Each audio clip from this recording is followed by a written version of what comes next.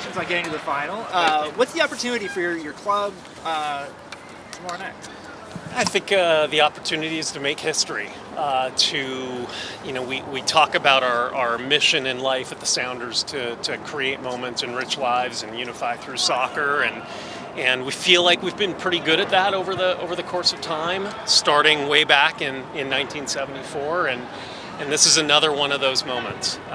Huge game for our city, for the legacy of the club, for the players, the coaches, everybody who's come before and done their bit for the Sounders. And we're looking forward to getting it on tomorrow night. You had a big game here 2.5 years ago, full stadium, final. How does this one feel similar? How does it feel different?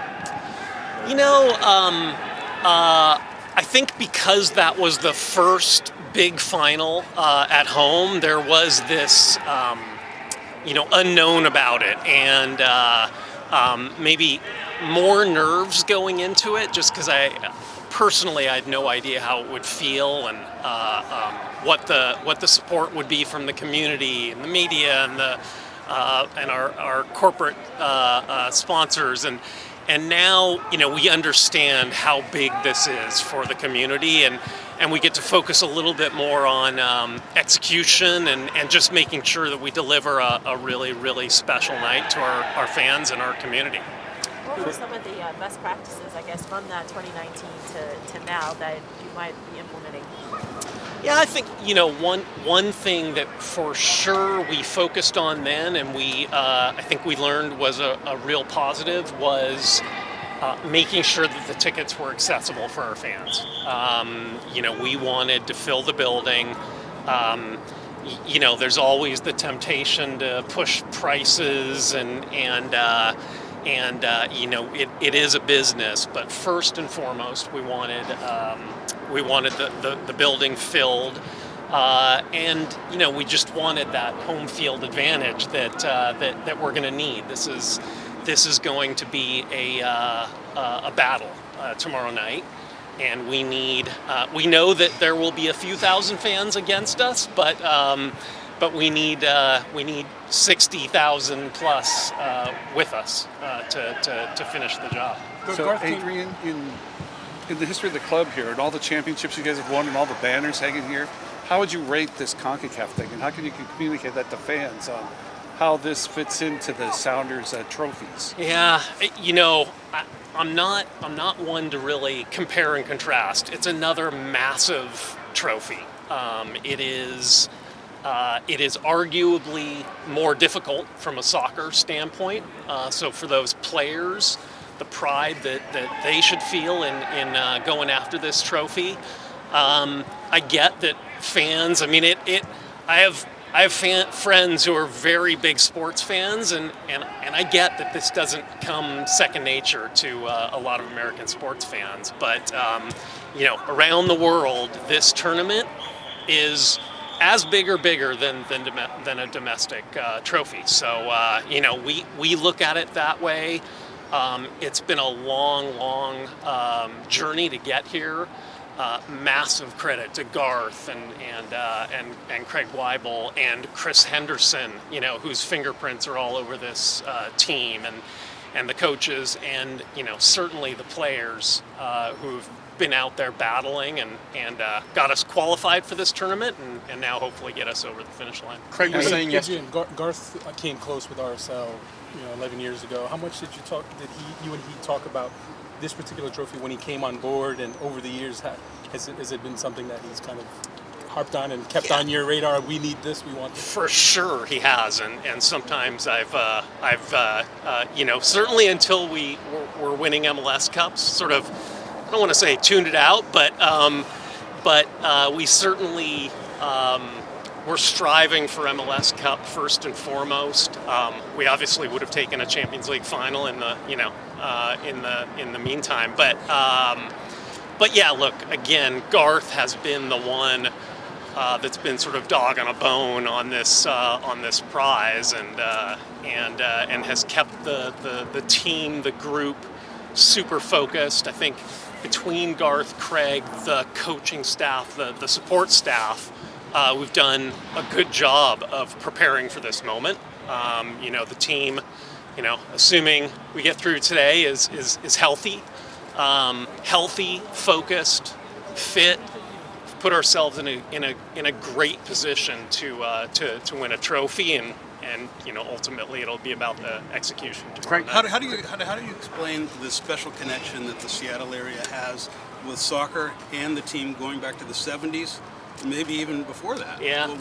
No, I think that's right. I think it does go back decades. The immigration patterns to this country, early days of soccer clubs, leagues popping up, the youth soccer development in this part of the country, and then ultimately, when the Sounders came into existence in 1974, I think we benefited then from the major American sports franchises not really being in existence. Like, they weren't the juggernauts that they are today. The NFL wasn't here, Major League Baseball, and so it captured the imagination of this city, formed an amazing base and foundation for what those of us who have come after have been able to build upon. Look, I think luck plays into it. In 2007, when we announced this MLS, incarnation of the franchise, the sports landscape wasn't that positive. The Mariners have been struggling. The Seahawks have been struggling. The Sonics were on their way out of town. It was another good moment for us to launch a franchise and again reconnect with fans, and so and then I think we've done some good things along the way. We haven't been perfect, but we've always tried to focus on the fan. We've always tried to put a winning team on the field. We've always focused on character in terms of the ownership, management, coaches, players, people that are going to connect with our community, and for whom, they see this franchise as just, we really are just stewards of this franchise. There will be those that come after us. This group that is involved today will be a different group 20 years from now. And the hope is that group connects with our community in the same way that we have for hopefully going on 50 years. Craig said yesterday that he feels a calm right now, but he expects to feel anxious tomorrow morning leading into the game. How are you feeling right now? How do you expect to feel in the next 24 hours? Well, not as calm as Craig. Maybe because he was a player and a coach and is, involved in the administration. I don't know. I don't feel calm before a Wednesday night against an MLS opponent either. But this is a big game, and as much as I try to calm myself, not really possible. Not really in my DNA. But again, I'll go back to, we've put ourselves in a really good position. We feel really good. We have a fantastic opponent. They have great character, and they're coming here to try to win. They're gonna battle and fight and claw and try to get us out of our what we think we can do well. And ultimately, I think it's going to be an amazing event tomorrow night. Speaking of emotions, how did you live? Could you share how you lived that second half of the first leg? I don't know, at Estadio Universitario?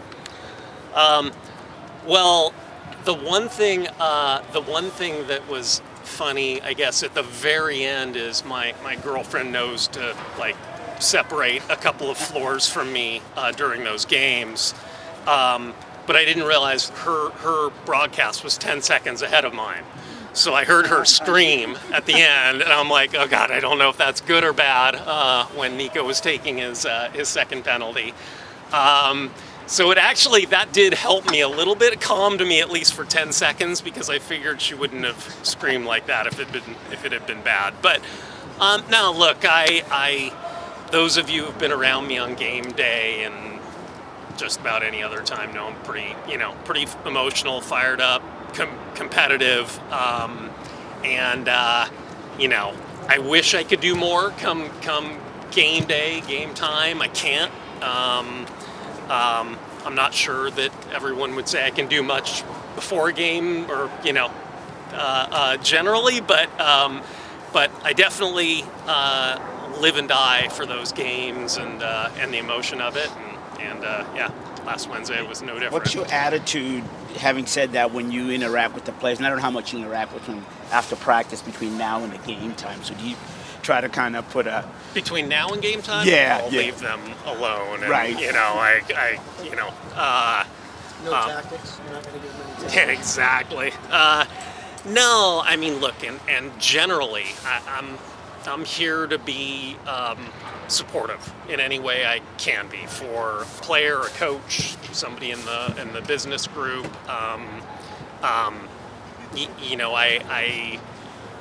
on a day-to-day basis, that's what I sort of see my role as getting the right people around us to be as successful as possible as an organization, and try and stay in my lane and do the things that I think I'm okay at, which is developing relationships with people, and if I do interact with a player, it's as a human being and listening and trying to coach, mentor, and hear their problems and see if I can help them have a better life-work balance in Seattle, which ultimately helps us, hopefully win trophies and have them want to be here in Seattle playing for this club.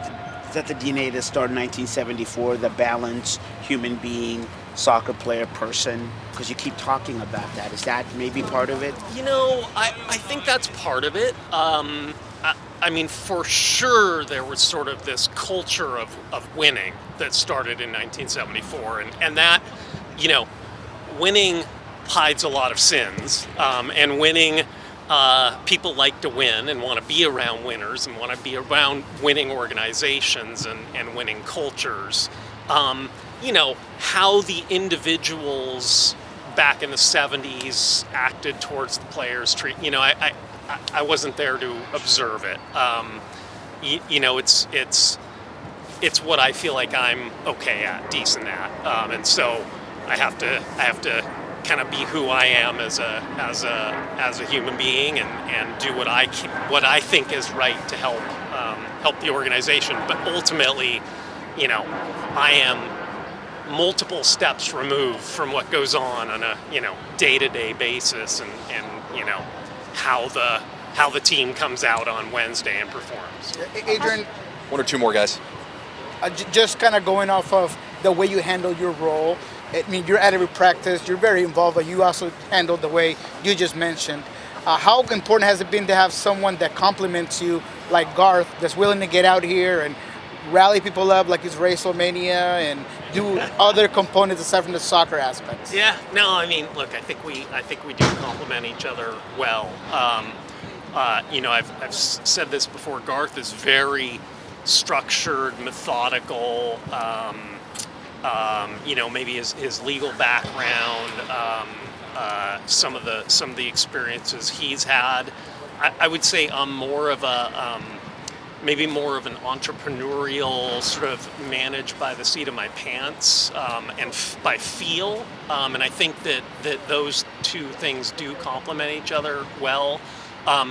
Garth is more, I'm pretty quiet. I occasionally will come out here and do this, but it's not something that I live for. And I think Garth, he's got a big personality.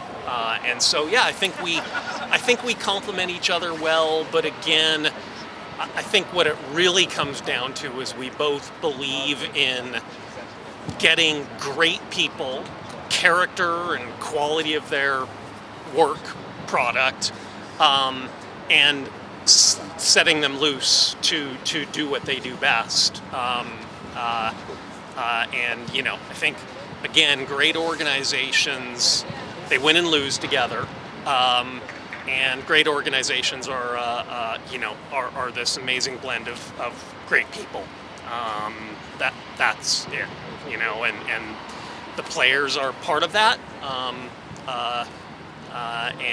Yeah, Garth and I see that the same. What is the latest on the World Cup bid, and how do you figure that tomorrow will kind of factor in to that? Yeah, look, what we assume is that the decision is coming in weeks to, weeks, some number of weeks, I guess. That could be 100 weeks, it could be 4 weeks, but no, I think it's in the next weeks. I have no idea whether decisions have been made, whether this could play an impact or not. But if it can, we're going to make sure that it's a party that those who are watching and here are part of. We know that there will be CONCACAF and FIFA representation here. There will be people watching all over the world. Certainly, if it helps, we want the World Cup in Seattle. We really do, and we think that we're very well positioned to do it. And our fans tomorrow night will hopefully, put an exclamation point on that. Adrian, the owners of this league are in business together, and there's been a lot of failure in this tournament over the years. Can you start over? Yeah, the owners of this league are in business together in MLS, right? And there's been so much failure for MLS teams in this tournament over the years. Was there ever a moment where you talked to other owners in the league about, we got to do some things to give our teams a better chance to start actually winning this trophy? Yes. So look, I'm on the product strategy committee. Our job, that committee fits into a broader MLS board of governors ownership structure. But, our job is to look at the product every single day and figure out how we get better vis-a-vis each other, how we get better vis-a-vis Mexico and the Americas, how we optimize for tournaments, what we can do with how we make the product look better, all aspects of the product. And without going into detail, those are conversations that happen. And we've done things over the course of time. Teams that qualify for Champions League get a little bit of allocation money. I personally believe that we can do more. Another one is, I don't think we used to reschedule games. Now we do that. Charter travel, things like that are helping. But I think we can do more. I think we should do more. Such as? I'm not going to give any examples for now, but you can, I'm sure, come up with some. But yeah, there are things we can do. Again, knowing that there's a balance, right? I mean, there's, if you spend $20 million more per year, no doubt you get better. But there's a reality to our business, and how do we balance continuing to get better on the field, continuing to generate more revenue,